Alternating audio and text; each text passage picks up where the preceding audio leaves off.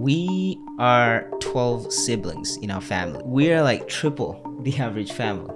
Me and James, for example, can get heated, and then the next moment it's like nothing was happening. You always have wild ideas. Like what? What is that supposed to mean?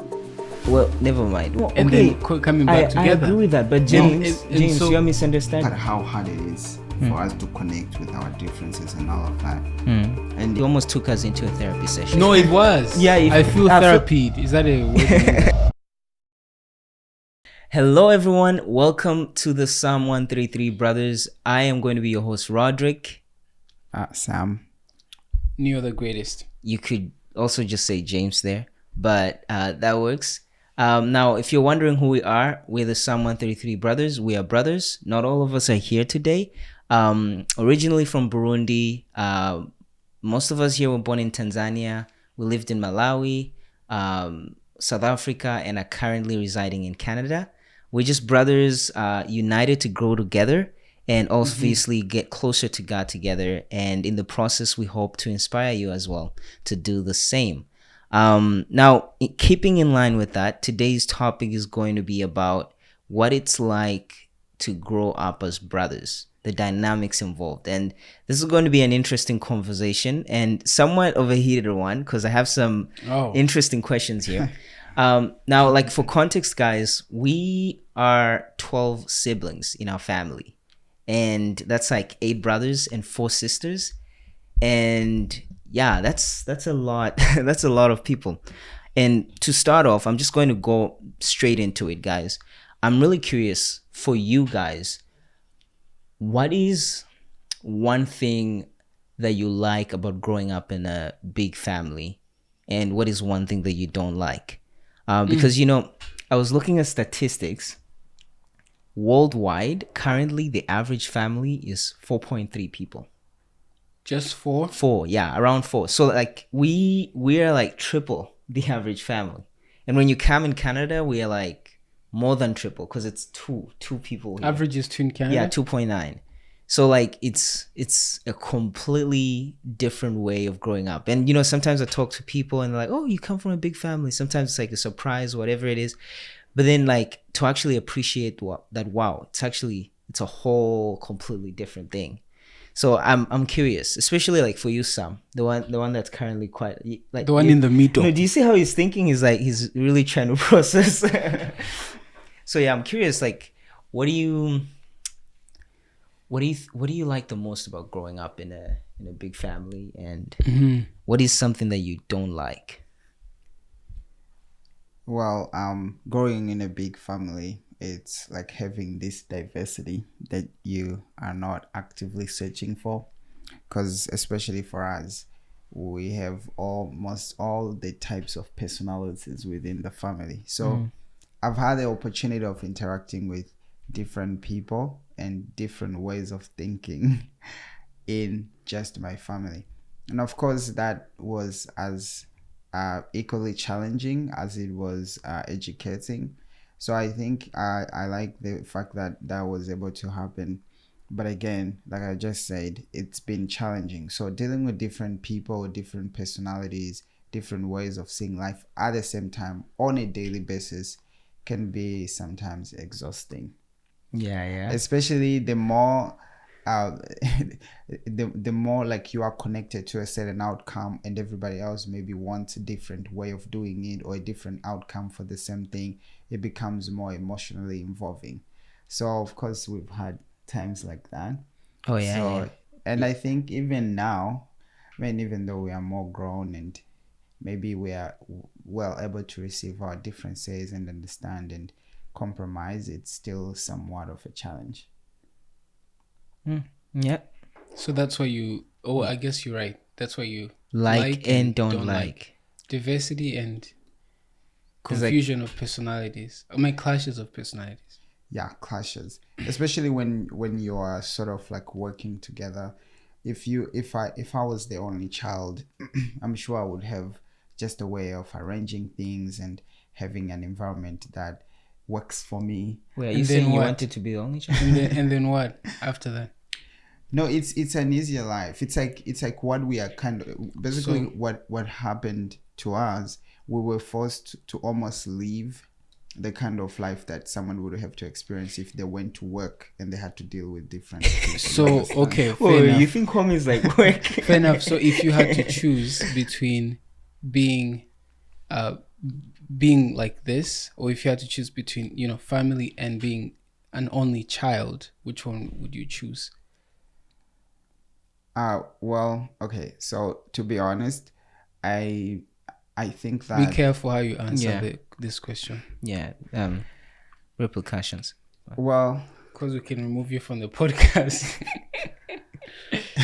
no, for me personally, I think that being part of this family was very important for my papers because, you know, I like psychology, so I just had people to observe and learn from over a lifetime. So that really helped Well, me. like your experiment or lab. Yeah, well, it was happening. It's not Specimen. like it was intentional, but it was happening. And now it helps me understand people a little bit better than if I had been the only child, if that makes sense. Have you seen, you know, those people who've lived either with one sibling or whatever, and it's hard for them to understand anything other than what they've seen or what they've been. But now I know there's different craziness going on in different people. So I'm able to sort of like expect and maybe deal with that. So I would say that I would choose to be part of a bigger family. It's more rewarding. There's more to learn. It sets you up Good for answer. life better. Yeah. Good answer. We appreciate that answer. I mean, that's definitely interesting. Like it's both ways, positive and negative. It's How about more positive than more negative. positive? It's more positive in the long run. Basically, you know, when you are dealing with the discomfort or like the conflict, the clashes, it's not pleasant. And sometimes I've actually thought I wanted to leave. Like, I don't want to do this Oh, like you thought you could leave family? Okay. because of James. Oh. It's okay. Actually, we'll get into that. Like, where do most of those clashes happen? But yeah, James, what about you? I'm really curious about James because you always have wild ideas. Like what? What is what that do you- supposed to mean? Well, never mind. What do you like the most about like growing up in a big family, especially like when you think about brothers, just in general? Like, and what don't you like the most? First of all, I must say that growing up, I had more access to brothers than sisters. I wish I had more time with sisters. We have 4 sisters, right? And like growing up, I wish I had a younger sister. You know what I mean? Me too. Are you still happy you have a younger brother? Like, It's not the same. No, Rod, we are not saying that we wish we replaced you. We just wish we had a younger sister. okay, just So for me, what I like about a big family is, you know, the even looking at Psalm 133 brothers, you know, how beautiful it is for brothers to dwell together in unity. I believe in unity and diversity within the unity, because it's not good for, you know, anyone to be alone. So there's a scripture in the Bible that says that children are an heritage from the Lord. Happy is the man or the person who has his quiver full of them. So they're like arrows, he says. The Bible says, and it also says that the person who has them will not be ashamed, because he's going to have, you know, someone to speak for him in the gates, something along those lines. So I see you guys as pretty much human resources.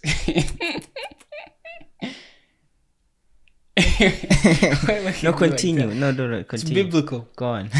So human resources, and your resource is the value you have is eternal. It's beyond computation.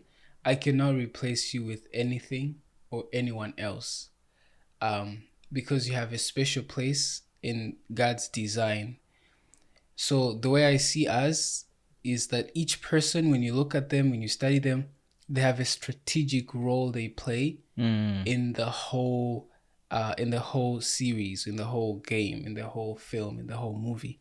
Our family is a film, it's a movie, it's a documentary, it's a production, and each person plays a very specific role.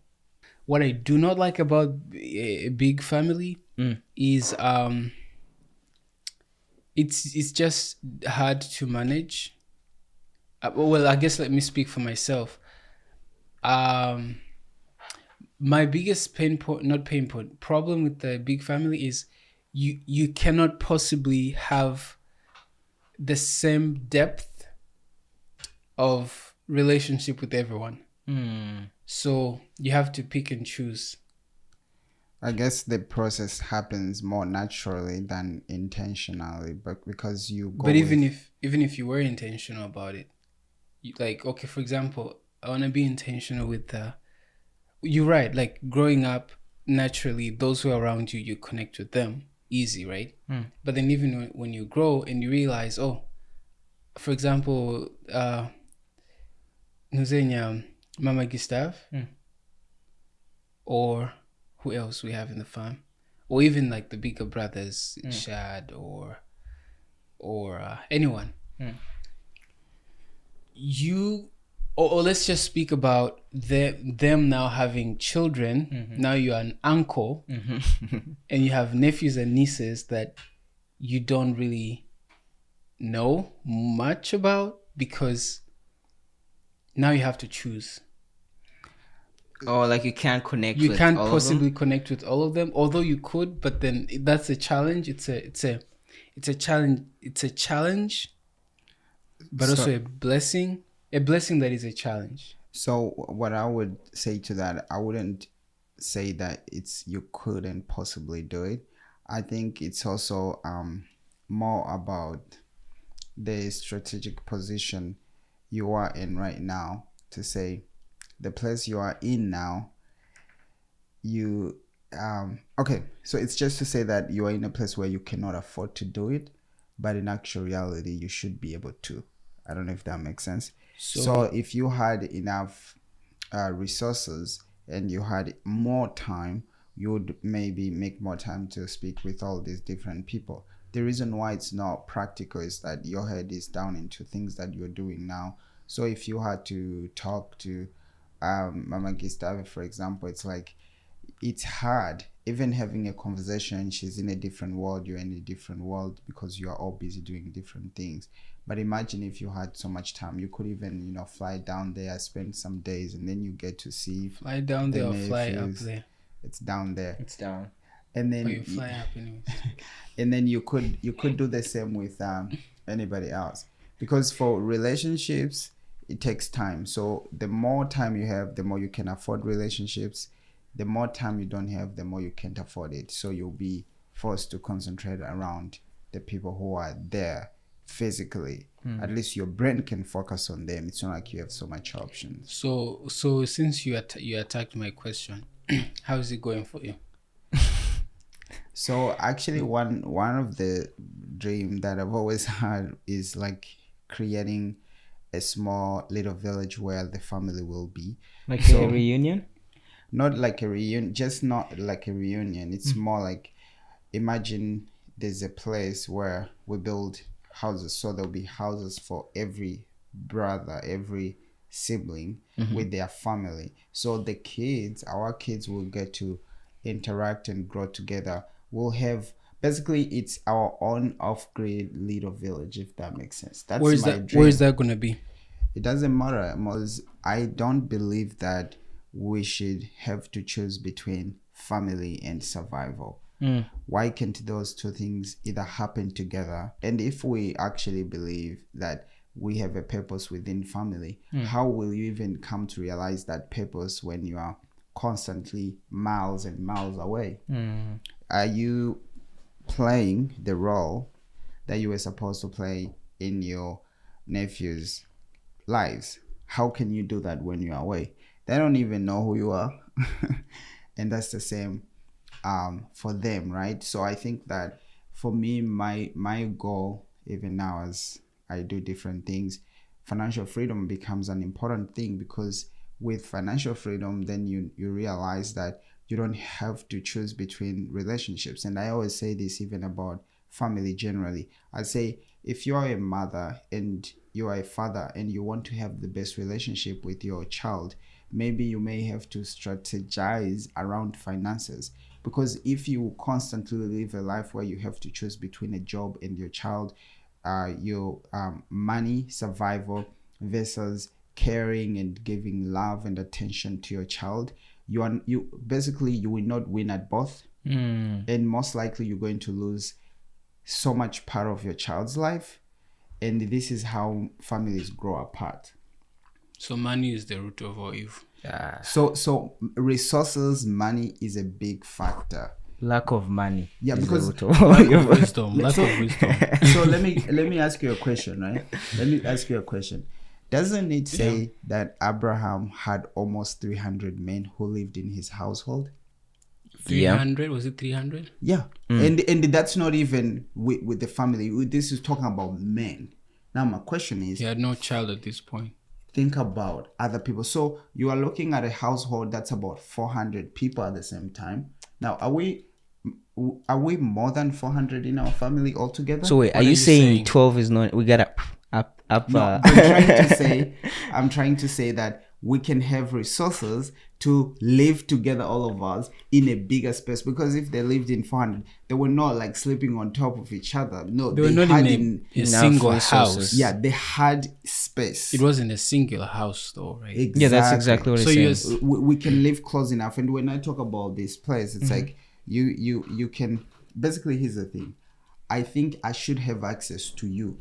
If I had a problem and I got sick, you Access shouldn't to have me. to commute and like take how many flights I don't know just to come and see me. Let me ask you a question. If something happened to Mama today or Papa, for all the people who are outside of Canada, it means they have to take a flight if they wanted to. Okay. You understand? So I have a question for you now, because I think there has to be a separation of concerns, right? What's that principle, Rogic? Yeah, let's not get into that right now. Okay, here's why I'm saying that. Okay, so the Bible says, in Genesis, therefore shall a man leave his mother and father. We're getting And into another cleave- podcast. No. It's relevant to what he's saying.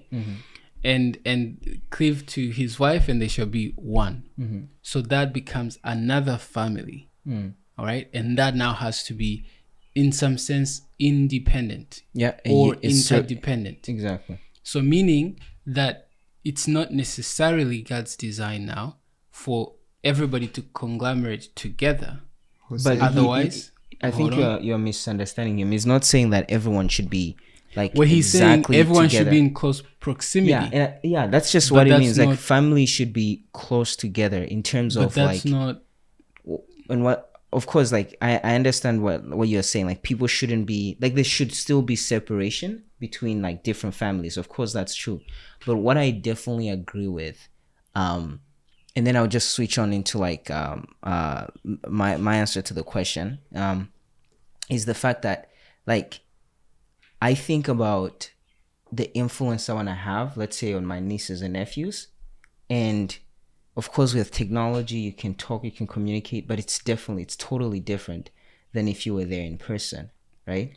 But And if you're there in person, would they love you more or would they resent you? it's not about love. It's not about love or resentment. It's about like being close enough to someone to actually be able to impact their life in a way much better. You know why I'm saying this? Because in reality, what's the word? When you get used to something so much, something happens. I forgot the right proverb for it. Again, Desensitized? No. Another Like- useless proverb. No, it's not useless, Sam. It says that, when you... In what language? In what language? Is it Kirundi? is it the one that they say that familiarity breeds contempt? Yes, familiarity breeds contempt. Then it should be true for family too. When you That's get what I'm married, s- you're gonna start disrespecting your wife because you are spending more time together. Even then, there needs to be some moments of separation. No, and okay. then coming back I together. agree with that, but James, and so- you're misunderstanding him. So let me He's not. I'm not opposing him. I'm just stating my view. So let me That's tell you always something. you're always stating your view. It's the freedom of expression. But what I'm saying is, it's okay for one of us to decide to say, guys, I'm stepping away to focus or on to a my different family. country, whatever. Right. No, I I don't agree think with that. I mean, that's proximity- his dream, right? And for me, I always think of like a family reunion would be like amazing, just to get to meet people. And like, to be honest, in an ideal situation, family is close together, right? In a way where of course people can separate, go in different places, but like I in the ideal situation, closeness together, where like uncles and nieces and nephews, like you grow up seeing your uncle, you grow up seeing your aunt, Fair like enough. that kind of situation. Of course, life doesn't give us that, but I definitely, like, from my side, I definitely see like the power of that. Yeah, I just want to add something to say. So, for example, there's a huge battle in our world between independency and interdependence. You understand? And this is even where the whole like feminism movement comes from. It's like the lack of balance between understanding that I have individuality and I can be my own person, but I need you to some extent. So in fighting for and quest of my individuality, I trample on everybody else and actually make a statement that I actually don't need them. But it doesn't work. So for example, when the Bible talks about man, it's like you have to sort of leave your parents. Now you are no longer going to have almost like this emotional dependence on your parents, where your parents maybe tell you what to do and all of that. Now you have a different household. You'll be making decisions with your wife. But that is not in any shape or form communicating the idea of being as far much away possible from your parents. That's not what it's saying. You still need them. So the idea is, I say, for example, you can stay close enough, but not too far. It's possible. So they're doing like researches these days, and they're finding that, do you know the number one factor that influences the quality of your life? What is it? It's the quality of relationships that you have. Most people today, it affects you more than if you were smoking or not smoking and all of these other things that are like health habits. So people who have good kind of relationships, they have sort of a support structure or this sense of like belongingness and love and all of that. They tend to have a better quality of life than the people who have to go through life. They don't have family, and most people have to leave family in search. It's not like a specific purpose. They're just going in search for money, and survival. So for me, I say, for you, James, for example, if God was calling you like Abraham and he told you to go, I don't know where, go. But if it's just for pure survival, I think that there's no incentive To choose between family and survival. Exactly. It doesn't make any sense. So I'm just trying to say that you can be your own person, have your own family, but I should stay close enough so that I can see your kids and they can know Uncle Sam. You don't want them to know Uncle Sam. No, look at this. You don't want it to be a case where I could spend like 5 years and I haven't seen the kids. They don't even know who I am. Why do you want to see them? Well, let's not get into that. Okay, that's the idea. Let me give my answer. For me, actually, like I kind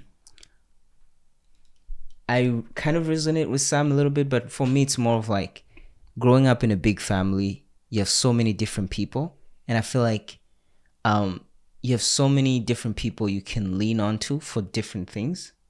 In terms of like talking to someone. Like use people? No, it's not like resources, bro. It's not like HR. But like it's more of like different personalities, and support. So you can talk to different people. Like, you know, there's some people I can go to and I know they'll tell me like they're going to be matter of fact and be honest. Some people you're going to talk to, you know, they're going to encourage you and lift you up. Some people will inspire you. Some people will push you to be better. Like, it's just different people. And of course, it always depends on the quality of the relationship you have with each individual. But that's what I like. One thing I would say I don't like would be that, like, you know, I think we'll get to this a little bit later. But like, you'd think that if you have a big family, you have like more, like you have a lot more chances of like, you know, being supported and like, you know, having everyone around you in a sense, because you have so many people.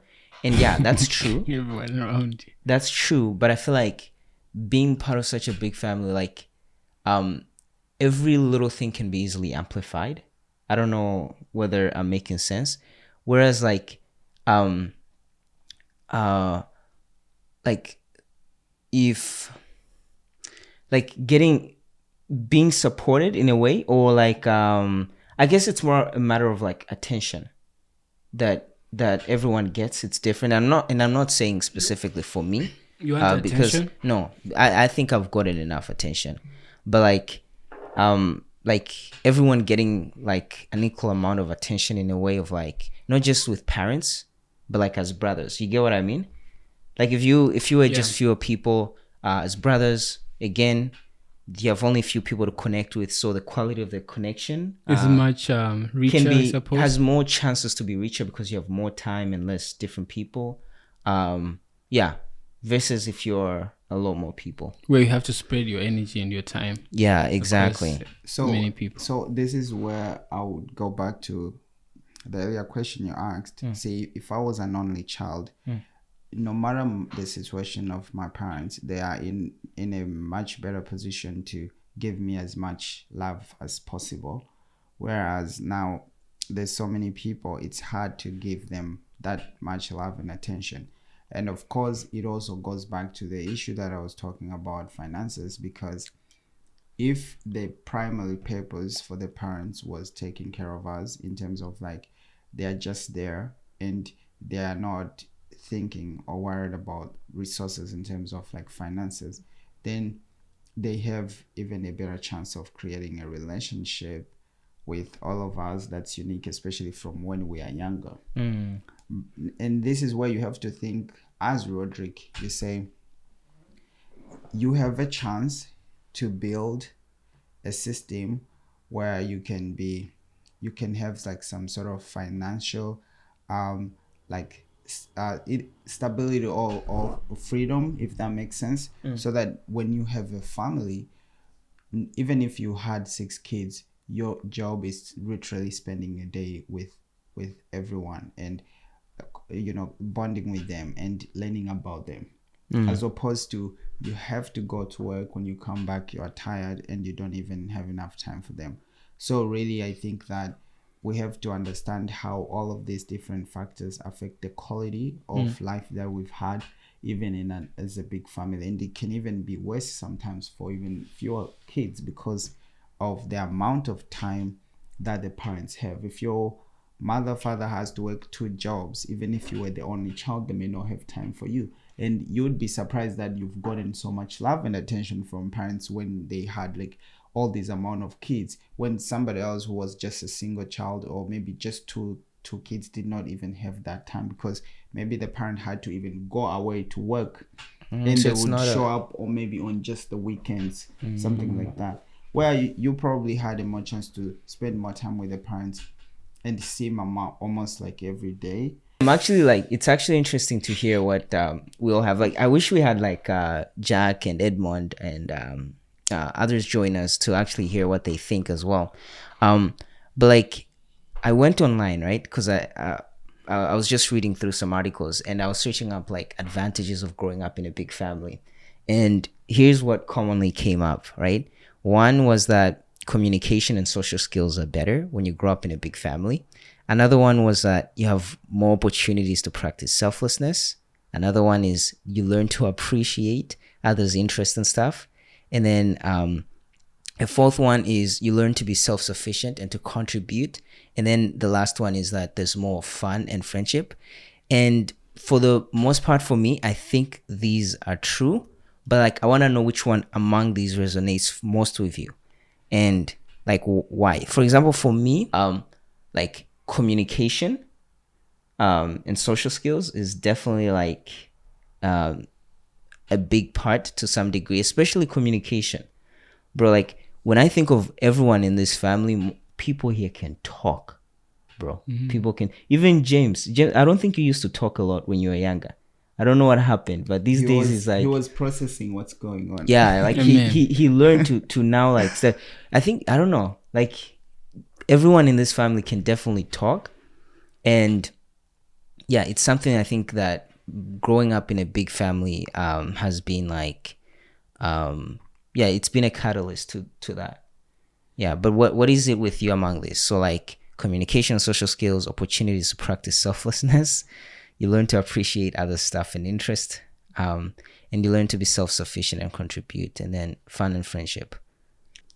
In our world today, we have a way of generalizing things, almost making certain statements as if certain experiences were the same for everyone across the board, but not everyone from a big family has the same experience. So there's a uniqueness to every big family, so is every small family, whatever the case. But in my personal experience, I can talk about, I don't want to say communication particularly. However, like I said, being part of a big family has helped me learn about different personalities. So it has definitely put me in a place where I understand people better. But still more with communication is something that I still had to navigate, because there's other factors that play into the way you interact with the whole family, depending on how you feel about the different things that are going on. So basically a whole like psychological background to it.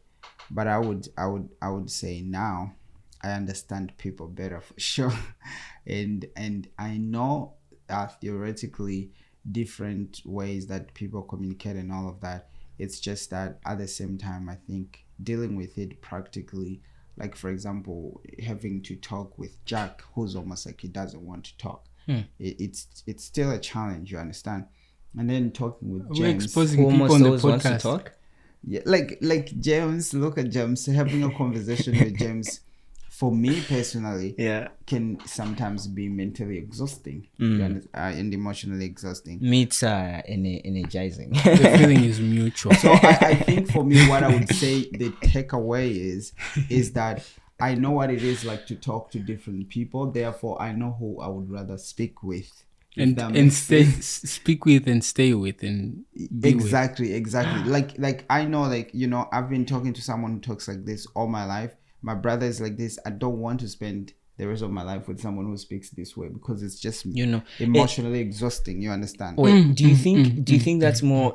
I think it's less of a point of like character to a certain degree, more of just like personality, right? Yeah, there's like a huge difference between personality and character. So it's not like that person is definitely bad or like doesn't stubborn. I mean, but like it's not like they're bad or stubborn, but like it's more of like we just don't work together, or at least it takes more effort. Like there'll be just something that's way easier, and I'd rather talk with that other person. So what I've realized is this. So within our family, and even with people generally, it's not so much that people like are bad.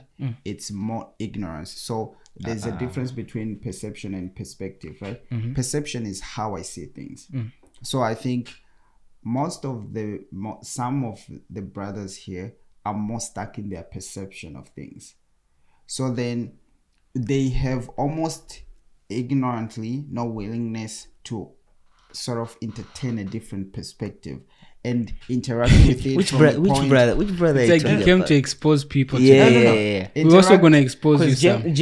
I don't think James is the one though, right?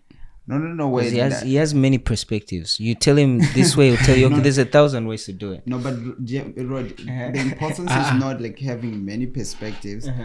What is important is for me to be able to see your perspective and empathize with you, and sort even of if like you don't find agree a or balance. understand So the perspective. the idea is when you're talking with James, you tell him move the mic. He's more like, why should I move the mic? Because he's standing in his perception. But actually, I don't have any perception at that point. I'm just confused. Why do you want to move the mic? But even that confusion is still your perception. Okay, well, what's your perception when you tell me to move the mic? He's an idea. Right? Isn't it? Yeah. So when you're interacting with different people, the more empathy and trying to almost like be on their side of things, where you're like, I'm trying to be in your shoes. Then there's a positive assumptions that you can already make that makes the communication easier. Okay. So for example, if you were asking me for something, so I may make assumptions like, oh, Roderick must really need this. Maybe he won't. Then therefore it's going to affect how I respond and the kind of communication that I'm going to have with you. So, okay, I see It what you're doesn't saying. come off like, like pushing you away, almost like this sort of resistance. It comes off like, okay, I want to work with you. Like, oh, so how can I help better? You understand? No, I see what you're saying. It's definitely different personalities, and you connect with different people differently. And So- we'll get more into like what that looks like and expose more people in a Rod, I just better way. realized, Rod, you have a dimple here. You see here? Yeah, here. This is your first time. No, now I saw it like in its full glory. Yeah. Okay. No, it's pretty unique. That's me. Now, what about you, James? Though, like, what is it that resonates most with you out of these things? So, like, opportunities to practice selflessness, communication, and social skills. Learn to appreciate others' interest and stuff. Learn to be self-sufficient and contribute. And the last one, fun and friendship. Which one do you feel like resonates with you as like a big advantage of growing up in a big family? For some reason, none of those. I actually don't like that list. Okay. I love your perspectives, bro. Yeah. I was more as you were reading it. I was more curious. Like, did they also list like disadvantages on that blog post you were reading? Yeah, but I wanted to focus more on the positive. Can you read the disadvantages if you have them? I'm curious. I would have to find the blog post as well. But like, You don't do sources. What for is documents? another? Well, okay. So if you don't have like a specific advantage you see here, like what is another advantage that you see from growing up in a big family that's not listed here?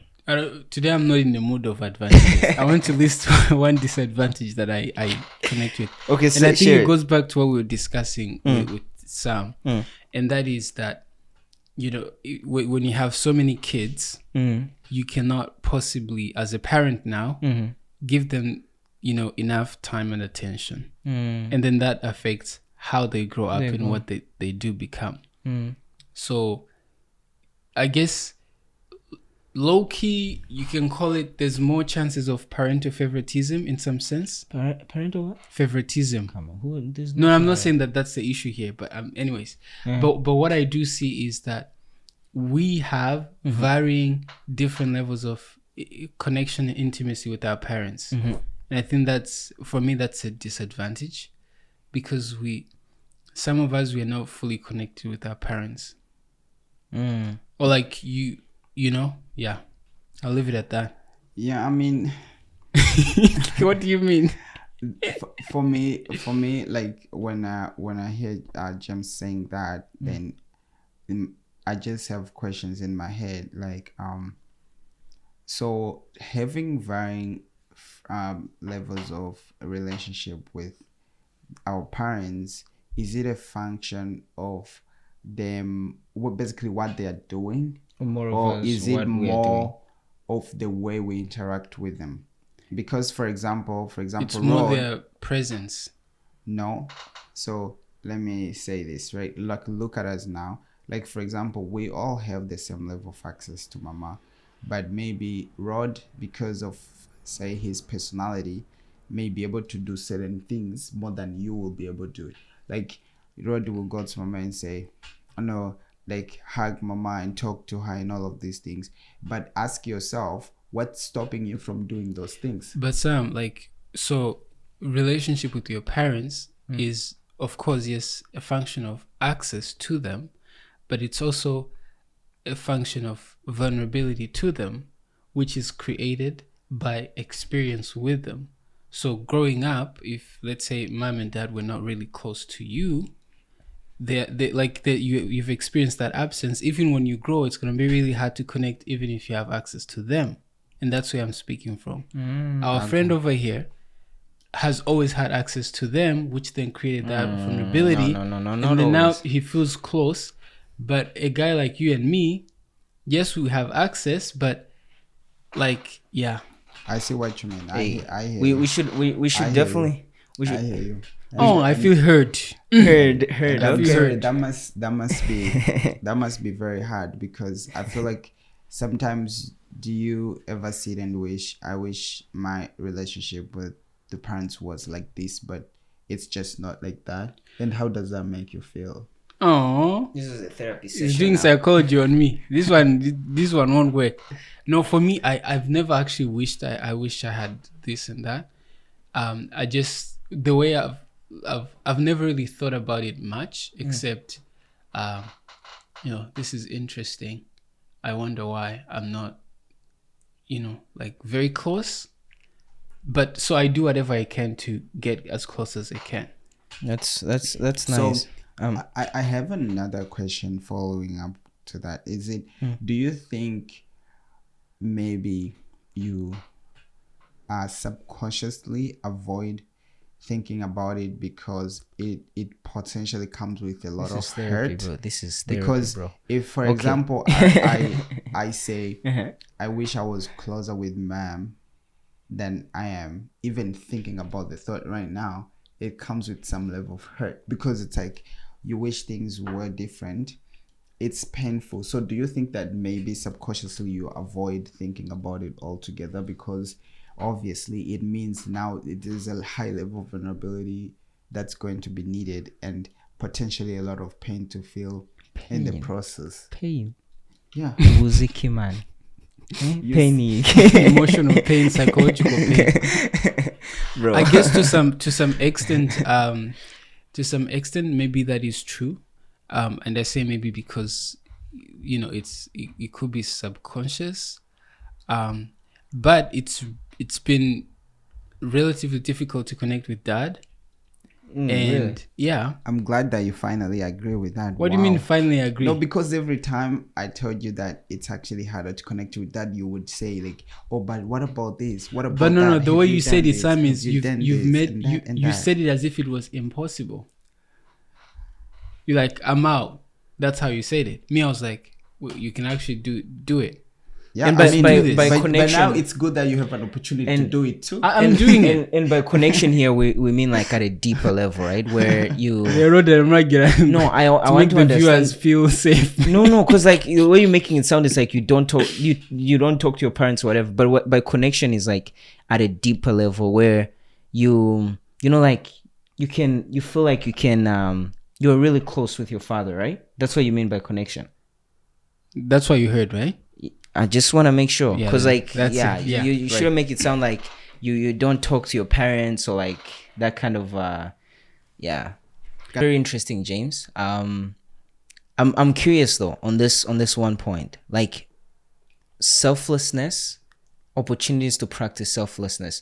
Do you feel like growing up in a big family, and I just want to hear like your perspective, like in what ways has it helped you become more selfless? I guess immediately you are born, you realize that you are not the only one that matters in the world. anyways. So you learn to understand the fact that it's not just about you. So for me personally, of course, when all the older brothers and sisters left, I was sort of left with the responsibility of taking care of you guys in some way. So that made me like it makes me think in certain ways, and it has taught me a lot. You're taking care of us. Big bro. So the whole idea is it has taught me to think about other people more. And of course, even when we got here, there was almost like all this level of parenthood responsibilities that I'm having to deal with. I wouldn't have dealt with that if I was in a single if I was just the only child. My parents would probably, even if I would have done it, it would have just been for me. For you. As opposed to I have to do something for Roderick, I have to think about James and Edmond, or like try to help Jack with something. So Now I know what it is. Then Got a revelation. So then what it means is now I'm in a place where I know that the world doesn't revolve around me. Actually, conversely, because of that, I think like you said, you know, you can, because you are doing a lot for other people and everybody has sort of something they ask from you. Sometimes you feel like you are in a place where you're serving too much, but nobody's caring. Yes, I was giving gonna you- speak to that. Is that what you? That's how I've felt almost all my life. Like I feel like I do too much, and obviously I do it because I want to, because I see the need. But I feel like sometimes it's harder to see my needs, because you know the thing is, what happens with people is like, if you are there, it's, let's say you are cooking, right, for people. Let's say if I was vegan and I was cooking, people would just assume that I'm cool because I'm cooking. Somehow I've ate or I'm going to eat.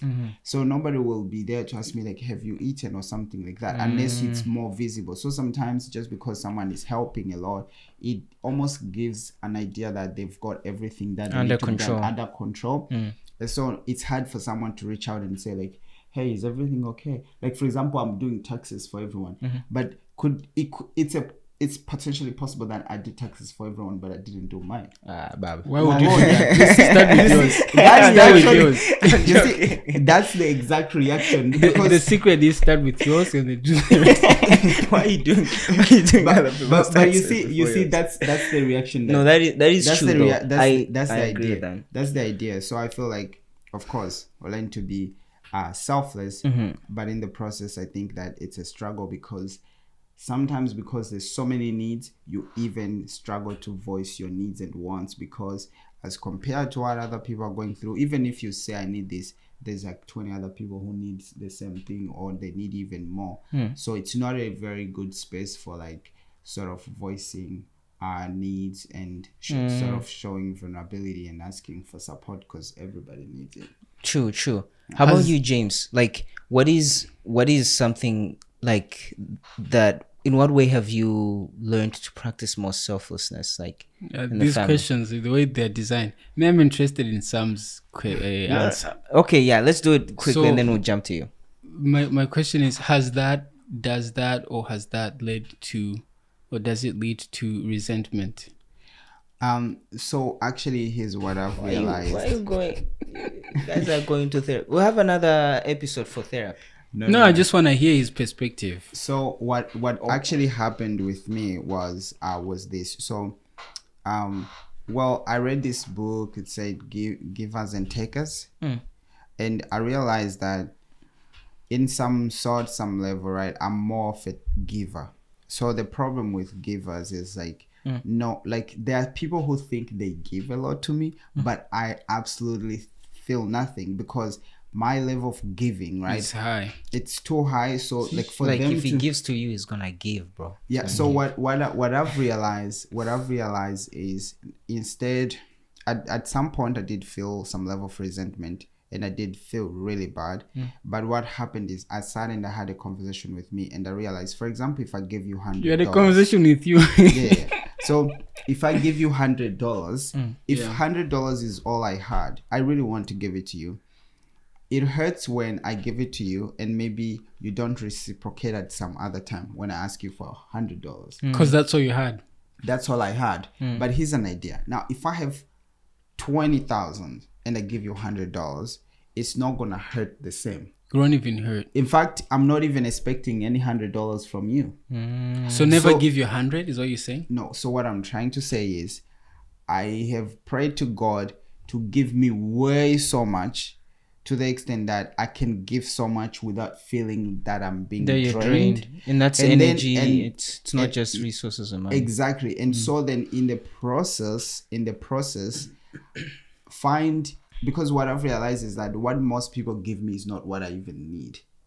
You understand? Find what I need, the thing that powers me or that energizes me. Music. Because I think like for the rest of my life, I'll always give to more people than who give to me. Yep. It's just Just how you are based made. on my purpose, based on what God created me for. Unfortunately, I wish I was in a place where I could just be here and ask for this, ask for that. But again, I think maybe all of us will have to do that at some point. But I think that instead of worrying or thinking I'm giving too much, ask God to give you too much, so you don't worry that. So it's not that. I love that. Like, yeah, that's powerful. So that's why I have to make more money. I have to be more emotionally. I have to have More so emotions. much knowledge.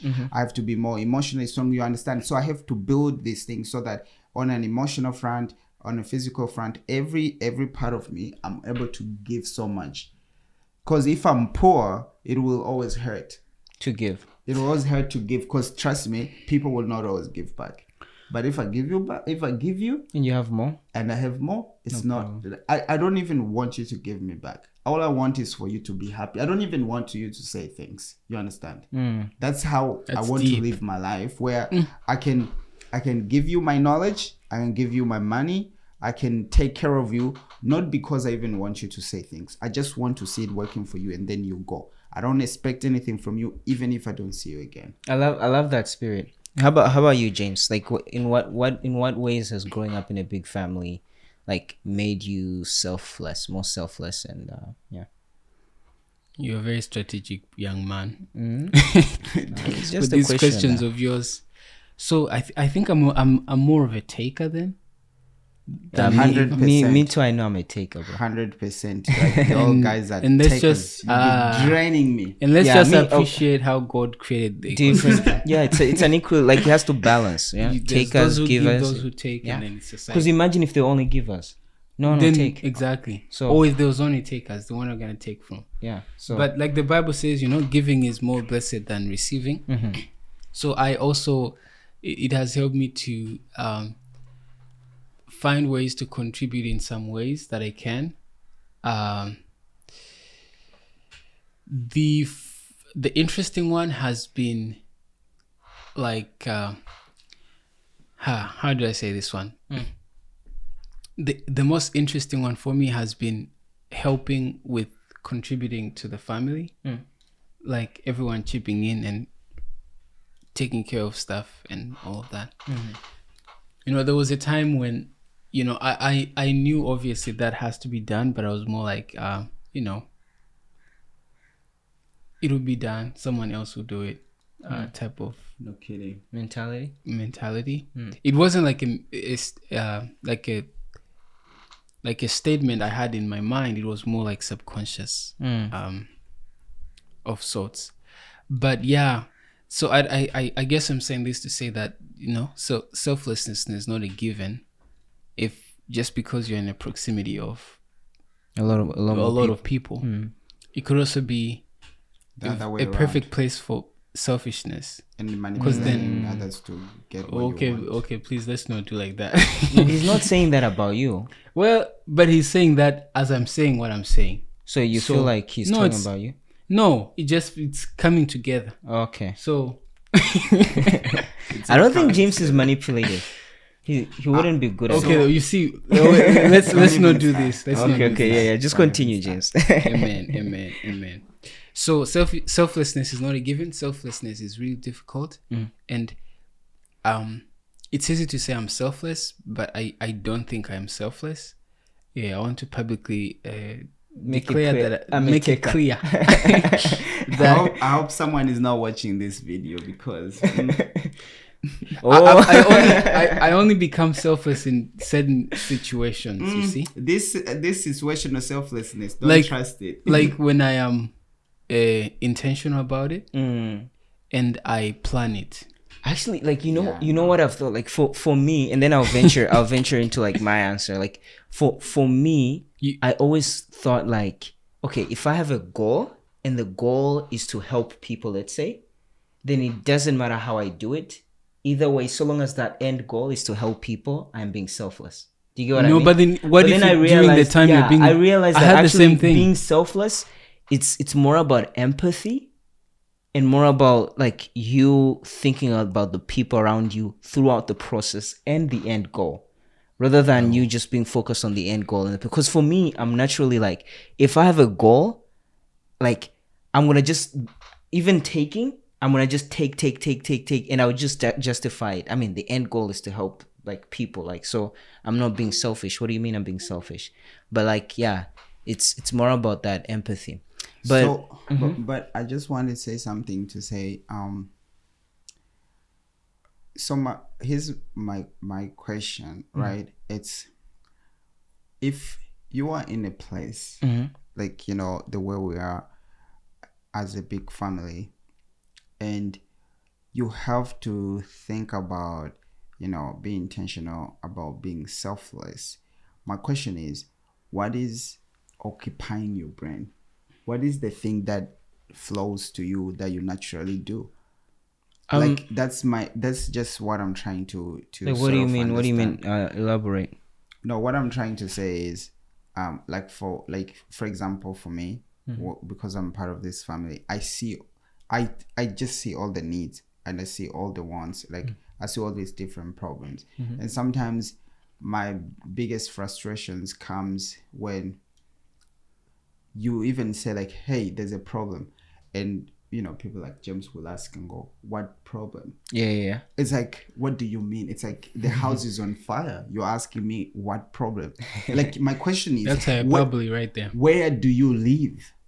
Where do you live? Like, where's your brain? What's your brain? But I think focused on? we're different. Like me, See- you see needs. You see people and wants. Me, I'll just see needs that need to be fulfilled, and let nothing get in my way of trying to get those needs done. James, I don't know what what will you see, James? No, guess. Castles in the air. Castles in there. What do you mean castles in You the live air? in heaven. I mean, with he was Jesus. literally giving an example of like our family is like a film production. So you know, Is that like a castle in the air? No, but Jim, it's amazing. It's good though, because we need a balance of both. But like for me, I was just gonna share to kind of stay on topic here. Like I was gonna share, like for me, the main thing that I'm definitely like naturally a selfish person. Like you know how I mean, not a man, but that's Not- true. not- We're all selfish. It's no. nature. But there are some people who naturally will lean more to Actually, a side that's of, not true. You're selfless. no. Naturally, they'll lean more to a side of empathy, whereas You are for more s- empathetic than most of people. But then some people who naturally lean more to a side of like just, and this is more about upbringing, how they grew up. And for me, like I remember when I was a kid, like mom would be, let's say, going to the farm, and she would ask me to she'd prepare some stuff and say, hey, keep watch over this, or can you keep that food for that person, or trying to help mom in the kitchen, like growing up, because I guess I'm the one like who's like who didn't have that much, because I mean I'm the last one, so I'm closest to her. So like it kind of taught me that thinking of like everyone kind of transcended down to me, because she'd be like, did this person eat? Like, can you make Asking sure? you? Yeah. Did this person eat? Can you call everyone? Can you let people know that there's food? Or can you make sure that this food is ready for so and so? So your And selflessness was engineered. It wasn't like natural. yeah, it's more of like think about others, and yeah, just try to always think the bigger picture. And I think for me, I've developed this idea. I like to like come up with a philosophy for life and actually write it down. And one of the things that I came up with, and I don't know if this is actually Kirundi, it's like abanje ni jewe.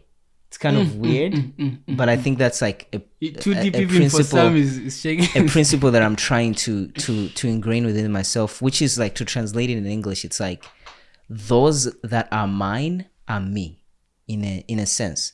It's like it's so much like we're in the same. So Sam's success is my success, his failure is my failure, and like I want to do everything to help and make sure he grows and becomes the best that he can, because we are the same. And so, and I think like to a great degree, guys, we have to be appreciative of this. And I think like growing up, there's definitely a level of selflessness that I see in general with all of us in terms of the way we think. I mean, it's varying degrees, but I definitely see more of a we mentality with us, more than an always like me into some degree, right? Yeah. Yeah. mean, I can add to that to say, so for example, naturally you are a goal-oriented person who's thinking more about goals and achievements more than people. But through that interaction you had with mama, because mama, she naturally thinks about others, she has kind of trained you to do the same. because she was always with you. She was not talking about goals. She was not talking about things to be done. She was not ticking off a list. She was always talking about people. How is this person? Did this person eat? Can you call this person? She's always talking about people, right? So you have now learned. So this is basically where personality interacts with the reality of the world. You understand? So that's why I was asking the question to James to say, I understand your personality, but don't you have time where you can actually observe and interact with the reality that you are living in? Because you still understand? pushing that question? Or are you just referencing? No, but that's the whole idea, because I think irrespective of personality, we can all learn. It's not because I feel like if we say, well, you know, it's my personality, even throughout the years in your life, you have learned all these ideas and you can see all of these things. And today, you actually spend more time talking about, you have found you are finding almost a balance where you're like, I've got this goal, but okay, let's talk about people first and find out how can I achieve this goal without compromising, ignoring, or neglecting my relationship, the well-being of the people around me. How can I put them as a priority while at the same time I'm trying to achieve this? Basically, having a healthy balance. Sam, do you feel neglected by me? Of course. Oh, we shall fix it. Actually, Move on to the last question. Speaking of that, no, it's not the last question, but this is definitely the most interesting. I want you guys to tell me, like, what is your most memorable conflict and with who it was? Like, conflict that happened, and who did you have that conflict with? You don't have to get into the specifics if you don't want to, but we definitely want to hear the story. And then, like, what was your biggest lesson from that conflict? I no longer have conflicts. I mean, I have them, but I don't. Man, we have a list. Don't hide. So, can I tell you something? Right? You know that the statement that he's saying. If a person says that they no longer have conflicts, it means that their ability to be vulnerable is either being like sort of inhibited. Even God has conflicts. So okay, Uncle Sam, I didn't mean like that. Now Jim, you're causing a conflict. Yeah. What I meant to say is, I like when conflicts are normal to me. One thing that I really wanted to share here was, like, I definitely realized that one of the advantages I'd say is you learn to appreciate each other's interests and stuff, like how we are all different. I definitely want to say, like, over the past few years, like, at least for me, and I kind of see it in others, we've learned to do that more. Because I feel like for a long time, we're trying to, like, change each other in a way of, like, there's this standard, yo, why are you not like this? Like, the way, like, I remember the way I used to see people would be like, yeah, like, that person, like, their character just needs changing. Like, why is he always quiet? Like, he should learn to speak. He needs to be speaking. Like, he needs to communicate. Or why do I talk too much? I should learn to be more controlled, more calm, and just, like, learn to speak less. Then your words are more respected and stuff like that. But, like, that aligns with conflict in a way that, like, being different, right, and having different interests and different, like, ways of looking at things, that's often the source of conflict. So for you, what was that conflict, and what was the biggest lesson that you learned from it? Honestly, for me, I can't think of any. You can't remember a conflict that happened? Yeah. How about you, Sam? Like, it doesn't have to be, like, the biggest conflict. It could be any conflict. Yeah, for now. Yeah, so I interact with life on a deeply emotional level. Then that means that I've had actually most of the conflicts with people at different times. And I think that I can't say specifically, but I feel like, well, obviously I would say that probably the biggest conflict was with Dad, but I think that all the conflicts collectively have kind of pushed me in a place where I had to look at all the resources within myself. You know, when you don't have the power to change the next person, then it makes you ask your question is, what can I change about me? Or is it a different perspective that I can adopt that can help me deal with this situation? So I think then that has led me to a place where, you know, like James is saying, normalizing conflicts, it has led me to a place where I've had to sort of find a balance to say, like, for example, sometimes I used to say, I don't want to have this conversation anymore with you, but it's a way of like life. You, even when you get married, you won't always agree. And funny enough, even our relationship with God is like that. Look at how many people were close to God. They usually had conflicts with God at some point. They would say, God, I don't agree. You can go with Job. You can go to all different people, even with people like Jonah. There was some level of conflict. Even with Jesus, you can actually realize that when he was praying, that was some sort of place that was a potential huge conflict, where he's like, I don't want to do this. And so I think that now I look at conflicts as a way of life, but I'm always appearing to myself and asking myself, how much did I contribute to this? And I like, you know, this guy says some of the problems we have, that the way we can easily fix them is by stop seeing those things as problems. It's like I can say that, you know, James, maybe the way you do X, Y, Z is a problem. But guess what? I can easily sit down and learn about it and look at it from a different perspective and actually find a way that what he's doing is not a problem, is sort of like a beautiful thing. And of course, he will like that a lot. Amen. But that's see, and we'll be happy. So yeah, I see that. That's definitely true. Like, I actually want to shift the question to more of like, who here have you had the like a conflict with, and what have you learned from them? It's like you have an agenda with these questions. But to add, I want to say, to add to what he said. To add to what he said. That's English, right? Okay, sorry. So I agree with Sam. I think conflict is fun. Whoa, no, hold up. Sam did not say, he wasn't saying conflict is fun. No, what I meant to say is that alright, that's an alarm to end. But I think you cannot connect without conflict. Without conflict, there's no connection. Because to connect with someone or anything, you have to be plugged into that thing. You have to, yes. So conflict allows that merging, so to speak, where you actually see the other person's side for who they truly are. Because in conflict, people reveal who. You cannot be fake in a conflict. You cannot hide anything, because it's going to bring everything out. So you see that and you say, oh, interesting.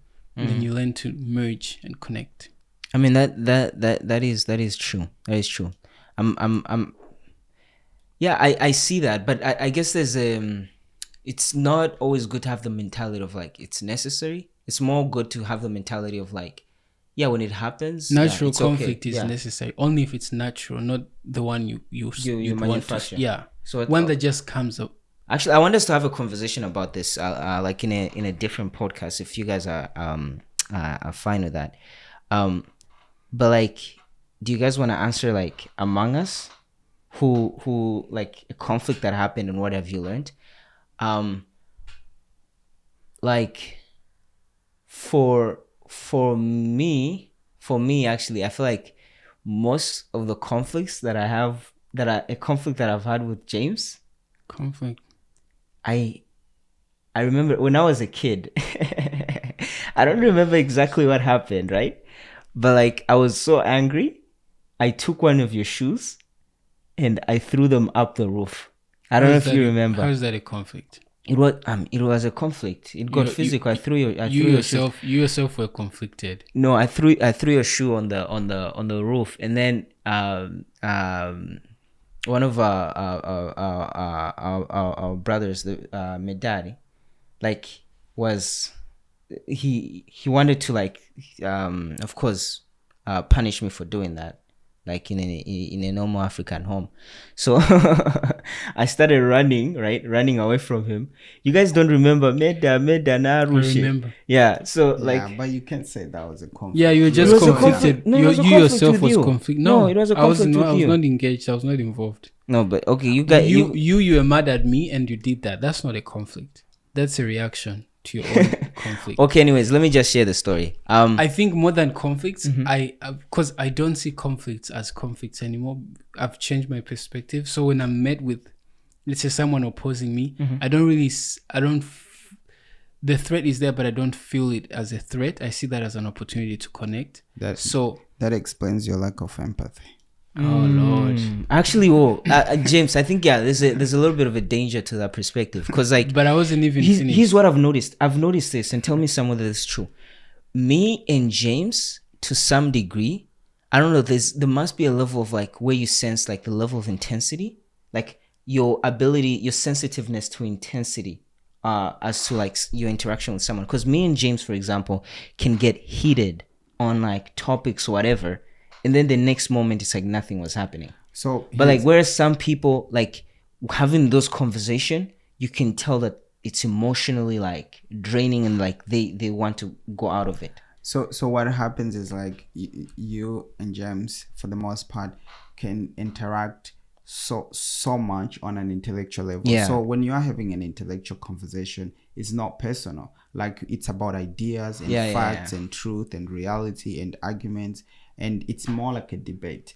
But now here's a problem. Like, if you look at Jack and me, for example, we communicate more at an emotional level. Even when Jack is talking about an idea or truth, it's just not about that truth. It's very emotional. That's why if you have a certain reaction, he's quickly to react, and he will either leave. He says, I don't want to have this conversation. His idea of conflict is way below what you would think is a conflict for you.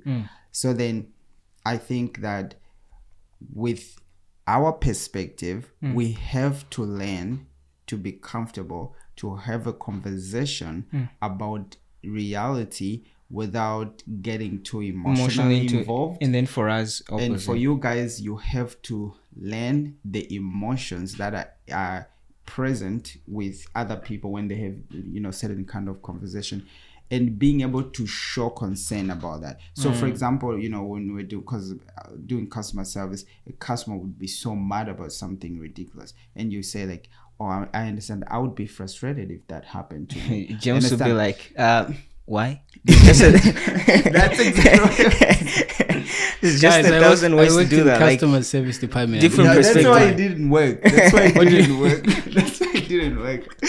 Because I'm sure you were just cold on the phone. But the idea is that the idea is like, Now I feel emotionally. so the idea is like this road where now when you are able to say like, you look really greatly upset. This must be upsetting for you. And then I may say something like, yeah, it's like, it's really upsetting that maybe I had to come and not find whatever. Then you are sort of able to recognize, empathize, be compassion. So it says in the Bible that Jesus was moved with compassion, which means he was not moved by ideas in his head or his perspectives or whatever. He was sort of able to look at other people, see their need, see where they were on a level of physical need, emotional, and then moved by that compassion, We feel he's you, able Sam. to react. You understand? We So feel you. are you able to be moved by compassion when you have like conversation? Not because you see it, not because it makes sense, all the sense to you, but because you can say like, Even if it doesn't make sense. this person look greatly disturbed by what I'm doing or what I'm saying. Then therefore you can be able to say like, wait a moment, is there an alternative way of seeing this reality that could be greatly disturbing? I see. Yo, guys, I really like, I think it would be a good idea to have a conversation on just conflicts alone. Because now that I'm thinking about it, like, there is so much to learn from conflicts. Like, I remember there was a time, I think it was 2020 or 2021. There was just like, I felt like there were conflicts happening around. And there's this book I started reading, The Joy of Conflict Resolution. And like, although I can't figure out like a specific conflict like that you guys would call a conflict that I had with you, because most of the conflicts that we've had lately, it's more just intellectual, like especially with James. No, how about conflict about because we've had a conflict with you On what? let's say on Like school? work. School. I don't think it's intellectual because it's deeply emotional. Oh Like, yeah, it is. Okay, you are tied it's deeply to it. emotional. But It's not to just be honest, intellectual. like for me, here's what I've realized. I'm the guy. I don't know in the way I operate. Like I can have my side, like be strongly convicted on it, and like really argue with you. But then the next moment I'll be like, oh, You're unstable. I see their side, and then now I can So easily you are accepting, not unstable. and then I can easily the problem is I can easily just move on the other extreme in the next conversation, and then the other extreme. But now I'm learning to be like to try and like I guess be balanced in a sense, and I think that has been like a big test for me, like in terms of like of course my outlook on life is more traditional, like school, like just you do school, job, career, that kind of way of looking at life, versus people who are like, your school is completely useless. Actually, I think we should have a good conversation about that. But like, yeah, whereas, so instead of being like a person who's like trying to because at first I felt like I was like, why aren't you seeing life this way? Like, why you don't see life this way? Like, what is there something wrong with you? Are you being delusional or what? But like, I'm learning more. I've learned to be more accepting and to understand that, wow, people have different ways of like different outlooks on life, and actually that the sense of like there's an absolute way of like, this is the way things should go. We had a conflict on what is truth and stuff. That was more intellectual. But it was emotional for you. So wrong. I mean, things Yeah, are like- partly will always be partly emotional. But what I mean by like, it wasn't like I was like, it wasn't like a person that has real implications. You get what I mean? It did. Like the definition of truth can change in seconds, and it won't change my life at all. Like I'll still live the same way. So that, like what you're saying, it makes me realize like two things. So the first one is truth, all the truth and part of the truth. So what happens is, if James has some truth and you have some truth, technically you shouldn't be arguing. You should be just sharing the information. However, what if you feel that some of your truth is all the truth? Therefore, it excludes James's truth, which is, and when I say James's truth, I don't mean his truth. I mean like the truth that James knows. Yeah, it's not that relativistic thing. Hey, I have my truth, except my what truth? So then James also will think the truth that he knows is, okay, funny enough, we know there was one comedian in Malawi. Yeah. This is what he said. He said, which is a crazy thing, right? He said there was a woman, this side. Oh yeah.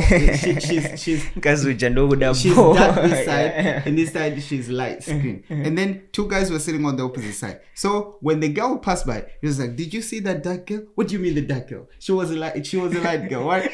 And then they started arguing about it. And then when she came back, the guy was like, "Oh man, you were right. She's actually dark." And the other one was like, "No, you were right." You started arguing about that too. It's like so it's like where you see James is seeing the dark side, you are seeing the light skin. I think James, we've been too much on James on this podcast. No way, James, it's just you're seeing the light side, I'm seeing the dark side. I feel threatened on this. so then what happens is, what if we can just have a conversation of exploration? It's like, tell me more.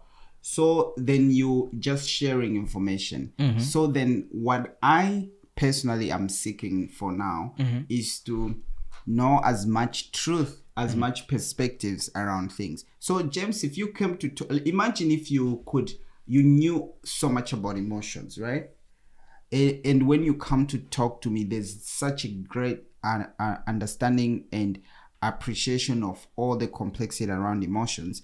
Your conversations will be different, because you'll be like, "Oh, Sam, I understand. Possibly right now you could be greatly upset because of this thing." it's not upsetting to me, but I know it can be upsetting to you. Do you understand? Then your conversation will be filled with so much like empathy, and I'll feel like I'm talking to someone who understands me. It lessens the impact of disagreements or different perspectives.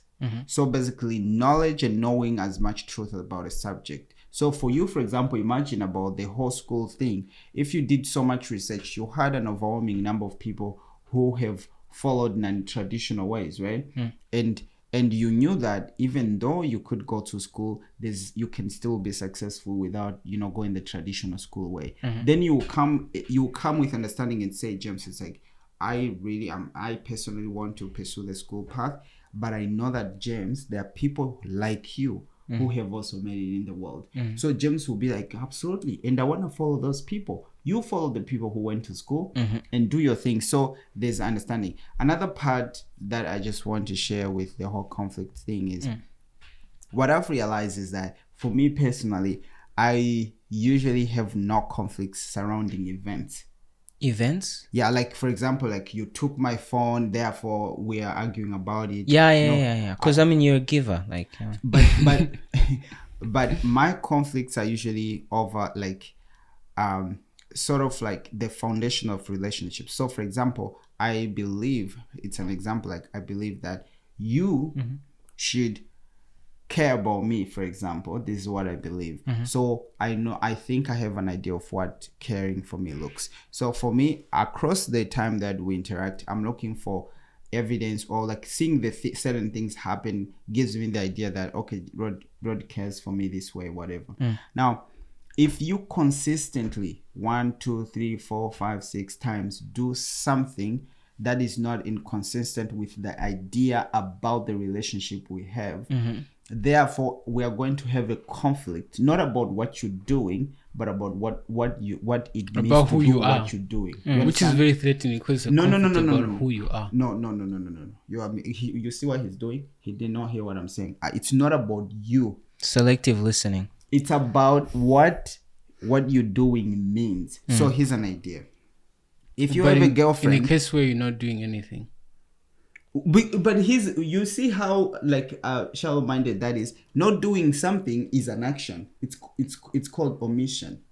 Guys, we did not. But what I meant, what if that thing is a result of who that person is, right? No. That's so. For example, if I'm not taking care of you, Sam, it's a result of who I am. No, I don't believe that. Yeah, but because James, you see now, this is a plan. Otherwise, who you are, you can change who you are. Of course, you can. Yeah, so you're totally. I'm not saying that it's no. fixed who you are. It's what you choose to be. Yeah, right. Okay, so here's an idea. But it's more of actions as well, because I could actually in turn deeply care about you, but I'm just not showing it. And but he said that it's not usually events.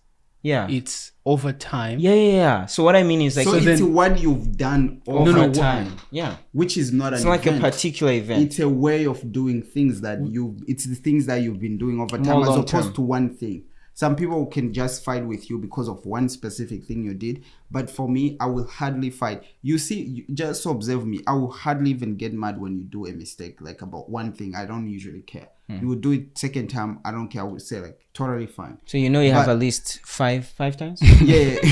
But the more you do it, then it means that this is how you are thinking life should go. It's not just something that happened.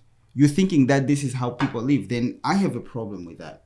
But I think anybody can do a mistake. I can break your phone. But imagine I've broken all the phones that you bought. Now, I think it's a thing that people do.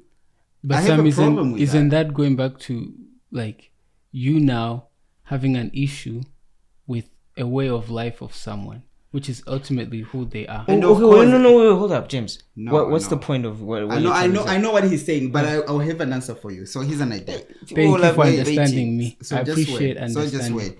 First, I want you to, when my video about identity is out, I want you to watch it, because here's an idea. What people think they are is mostly, in quotes, what they do. Now, what you do has character, it has behaviors, and there's like habits, there's like things that you do one off. Now, there's mistakes and achievements and all of that, right? Within what you do. Trust me, this is not your identity. It's not who you are. It's what you do. Now, what you do is always because of a thought process. Who you are is not a thought process. You are just who you are because you were made the way you are. But here's an idea. You can always change what you do. You can always change how you do it. You can always change when you do it. You can even completely change what you do, which means then if you have a problem with what I'm doing or what I'm talking about when I'm talking to you, you can always have a conversation with me and I have ability to change that. If I say, in the minute, but really it's just how I am, it's an excuse. It's a lack of understanding. It's lack of knowing the truth and the idea that actually change is possible. So having an attack on who they are, it's, for example, there are things you cannot change about you. What if I had a problem with your hair, with your height? Can you change that? Can you change your height? Can you change your the color of skin? You see, you can't. So can an Ethiopian change his skin? So all I'm saying is, anytime a person has a problem with something that number one, you have ability. Number two, it's not wrong to change it. It's not something that you are. It's more of something that you do. But there are things that you are. Those things that you are, you cannot change. For example, being a human being. What if I had a problem that you're a human being? Can you change into a plant? So I want us to separate. And this is the problem that happens within the world. A person will think that their whole like sex orientation. That's just sex, for example, is part of how I am. The fact that I'm male, it's just how I am. But it's not like the whole, you can't just build your whole identity. And I think that's what the world has done these days, you know? Like So I think that, Jem, you shouldn't, here's an idea. Your identity is not built on what you do. Rather, what you do should be built on your identity. But then, I totally understand where you're coming from. Like, when I said who you are, I wasn't even getting that deep into like, so you shouldn't use words, right? No. It was within the conversation. So for example, identity, the one you're referring to, that is not expressed, is not really the identity anyways. So if for the past 6 months I've not been caring for you, right, then you have an issue with that. That's not the identity, Jem. Please don't go that route. May the Holy Spirit talk to you. No. And I'm not saying that these things cannot be changed, but for me, what I was emphasizing is the intensity of at which you are approaching this at. It's now you, not based on a single interaction where you say, hey, can you correct this? It's you versus, hey, change your whole life type of thing. No, it's not like that. That's not what I mean. It's more like change your perspective on this particular thing. For example, I'll give you an example. Let me try to find a practical example here. If I'm the person, for example, let's say, like I had this actually this was a big conflict with me and Sam. Okay. Because I like cleaning around, right? Around places, just making sure the place is clean. And Sam, he likes his things the way he doesn't like the things displaced. Like don't move them around. Yeah, so change is not I don't think it's something you enjoy. A lot of some of us. James, change is his whole life. Me too, I don't mind change, but Sam minds change. Like things have to be the way they are. And I remember, I think we're in the same room, right? Or even at times when we're not, I would sometimes come and I would like clean up. I would just change things, you know. If something was on the wall there, I would move it, put it somewhere else, and I would displace things. And like it happened a few times. It wasn't like you tell me about it, and I remember one day it was like I don't want to say snap in a way of like you went all like all hell loose, but like I could tell that you were actually really like angry, because I had been doing it over a long time. So can I ask you a question? So why do you think I was angry? Yeah, I guess to you it's more of like, this is how I do things, and you want me to change that the way I do it. But why do I want you to change it? Because you don't like change, like you don't No, you no, don't okay, want me so- to be so displacing this is your where things. now I want No, you no, to no, pay no. Well, attention, like I want to tell you. So when I tell you I don't like things to be changed, what I'm telling you is how I prefer things to be.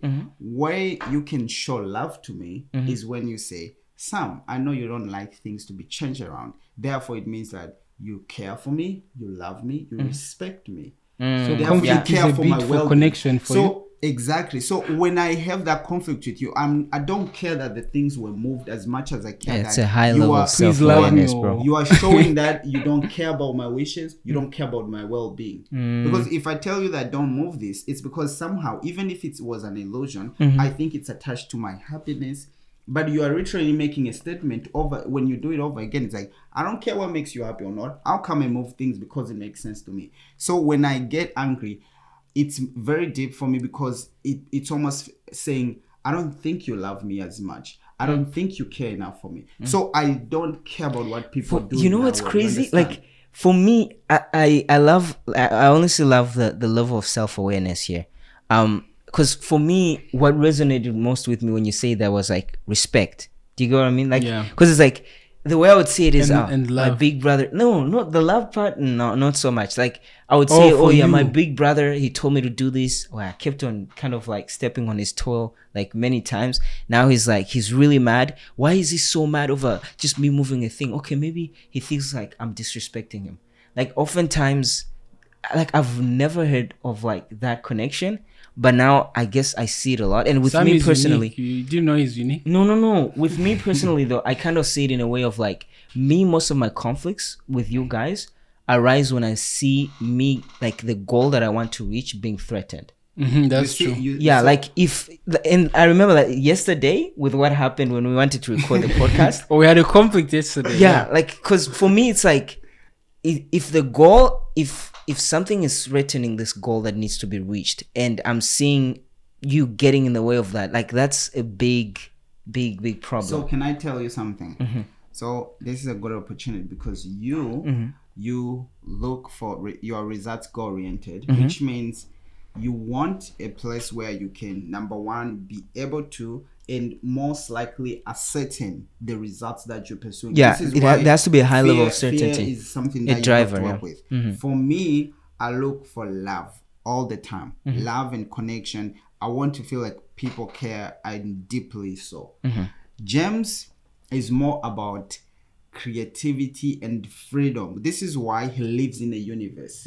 So anything... Don't you all live in the universe? No, bro. We live in Prairie, so Coquitlam. this is why for James, anything that feels like it's trying to box him up, it becomes a huge problem, and he's going to question it. It's like, why?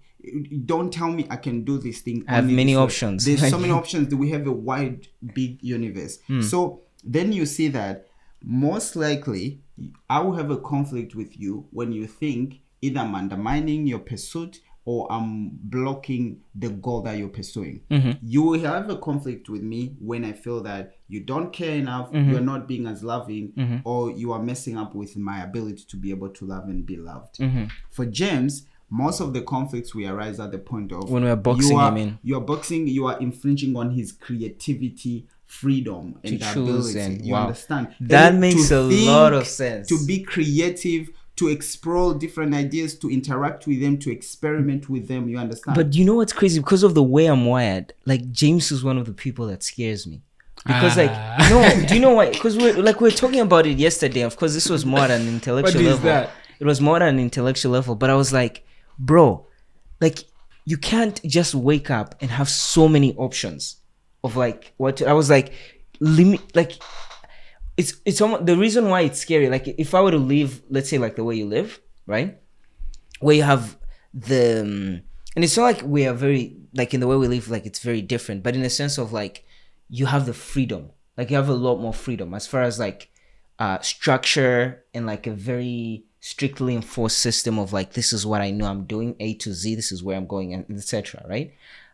Like if I were to live without that, I would go like. It will be very hard for me because I need the certainty that where I'm getting, like it's guaranteed that I'm going to get there. And but Rod, I know it's something that I'm working on, as far as like not being a person who is more fear driven, but I definitely see it as the reason why we can have conflicts between you and me. Because I remember even when we did business, right, it'll be like I would want more, okay, let's have a structure, let's plan everything, right? If we're going to create this, we need to have a whole like plan set up. Everything has to be strictly enforced, and sometimes that can breed into, I guess, me trying to become more controlling, because I need to see everything, right? Which is also dangerous and also a source of like conflict, because I'm gonna try to like almost enforce like what you do and what you don't do. That's the problem of the Corelics. They try to control things because they want to ascertain they will have the results they want, and usually their way. So in the end, it's just a good place for sort of us to realize that even though we think we are interacting on this different, like, oh, it's an interaction about the mic, or it's an interaction about the podcast, or this is sorry about the rent or whatever, it's not. There's always something behind it. So you have like a goal to achieve. I want to feel that sense of love, and this will be amplified when you get married. So imagine you go married to someone like me, and you are goal oriented the way you are. So every time we will have a conflict. But someone like you mean personality, right? Yeah. Thanks for the clarification. So then what will happen is, for me, I will want to feel loved throughout the whole process of achieving whatever the goals I want to achieve. But sometimes when I'm communicating to you and I'm having this bit of connection where I want to feel loved, you will feel like my ideas are infringing or almost threatening what you want to achieve, in which case you have the biggest opportunity to make a mistake, where you will be like, you will not be able to show me the love, the care, the respect around what I'm saying, because it's a point of conflict for you. So then you will have to learn to say, sometimes, even though I have this need, I have to be able to interact with others at the point of their need, so we can have a balanced place. So I think that in the end, for example, with the planning thing, you can actually plan, because James also likes planning. He likes order, but if the way you bring the order shouldn't be in a way that is controlling or makes him feel, it should feel like we are He's going already this out way. of the business. It's okay. Bro, they fired you. His name. They have fired you. So the idea is Too late. Your idea should come in a way, but say, let's go this way because it's the best way to go, not because we have to, or whatever the other reasons. Those reasons don't even register in his head. I see what you're saying. I think we're at the end here. And lastly, I just wanted to ask like a question in general. If you were to just summarize it in one word, like one main thing that you have learned from each and every one of us, one word. From us like growing together. Like for me, the word I would definitely use would be empathy. Like, cause that's something that I'm constantly trying to like learn and understand what it looks like to have empathy for us, for each and everyone. I think for me, what I've learned is the cost of a good relationship. Pricey. Expensive? Like, it's really, it takes a lot. It takes a lot intentionality. Like, look at how hard it is for us to connect with our differences and all of that. And even though I say so much about James, throughout he has made so much effort to try and come out of his corner, like, and be able to be like, okay, what are you talking about? So there's really so much effort involved, so much intentionality, and sometimes you will do things where you feel like you're making progress, and then someone will talk to you, you'll be like, but I thought we were fine. And then it's like, oh, it almost feels like you're starting over again. So I feel like being here has been greatly humbling in such a way that sometimes you feel like, I'm very loving, I'm nice, and then only to realize that No, you're not. This family, if there's a big thing that's very very interesting humbling. about growing up in a big family is people, there'll always be reality checks everywhere. You can tell yourself, like I used to tell myself, oh man, I'm really caring. Or you can tell yourself you're really good at these things. People will tell you you are not, you're going to know it immediately. So it's definitely humbling. Like last time, I think we were debating. I was saying there was a time I was saying that I have like I think I have a lot of empathy. You were And then saying, I think it was about No, self-awareness. no. I was saying I think I'm really emotionally intelligent. Like I have a lot of self-awareness, and like, bro, Interesting. you're not. So it's really fun. Like it's great because as the Bible says, as iron sharpeneth iron, so a man sharpeneth the countenance of his friends. So the closer we are together, the more we sharpen each other, more clashes, but in the end, it's always for the better. Okay. Yeah, what have you learned, James? One way to Um, describe it. I was gonna say self knowledge. Self-knowledge. I'm learning that. In what sense? Oh, like, okay, I Knowing see what you're saying. yourself is the greatest knowledge. Definitely. Yo, guys, like I've really enjoyed this conversation with you guys, and hopefully you've also enjoyed it as well. We are the Psalm 133 brothers. Not all of us were here today, but if you enjoyed this, definitely give a like to this video and subscribe. We're planning to do a lot more videos going on with a theme just centered around us growing together. So personal development and also getting closer to God. If those things are things that you know you are interested in, if you want to get closer to God and maximize your God-given potential, and as well learn about family dynamics, like there's a lot you can learn from each other. And yeah, so definitely subscribe. And I want to give a shout out to Sam's YouTube channel, Identity Purpose. I believe, James, you're going to put a link for it on this video. And also Yes. James's channel, which actually kind of like should be giving us a shout out because you have more subscribers and you've been there for a while. So Neil the like that. Greatest. Yeah. And Go subscribe to Identity Purpose. Identity Purpose, And yeah. thanks, Sam, for like the free if you therapy could give, session. actually, Identity Purpose is like basically what Sam was doing here, because I feel like he almost took us into a therapy session. No, it was. Yeah, I feel I feel- therapied. Is that a word in English? Yeah, so if you wanna get more of that, but I'm very thankful for to have you, Sam, like in this family, because like you always bring a perspective. Like for me, I think like there's a lot that has changed because of you. Because I remember there was a time we were literally like, bro, who a person is character. You remember? Like, Oh my goodness. like character. don't Like even if you bring like that up. even understanding personalities and then growing. There's a lot, like we've grown in so many ways because of you. And so guys, if you definitely want to learn more about your identity, your God-given purpose, and like take it to the next level with you knowing more about yourself and living out your full potential on this earth, definitely go check out Identity Purpose. Thank you for watching. We're very thankful for the comments we've been receiving in our previous videos, and of course, like it's very nice to have that early on because we know that the quality of the videos, the content, and the podcast is obviously going to get so much better. We have so much planned for you guys. Hopefully we see you next episode. Thank you for watching. Thank you.